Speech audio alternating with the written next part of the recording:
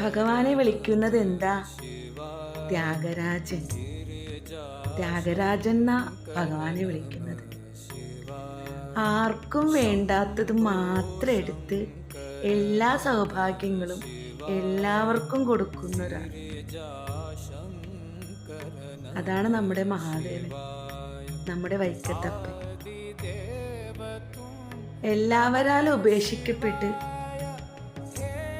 ജീവിക്കുന്ന ഒരുപാട് ആൾക്കാരില്ലേ? അങ്ങനെയുള്ള മനുഷ്യർക്ക് ഞാനുണ്ടെന്ന് പറയുന്ന ഒരാൾ. എല്ലാവർക്കും വേണ്ടി ജീവിച്ച് ഒന്നുമില്ലാതെ അവരെല്ലാം ഉപേക്ഷിച്ച് ഒറ്റയ്ക്ക് ജീവിക്കുന്ന ആളുകളില്ലേ?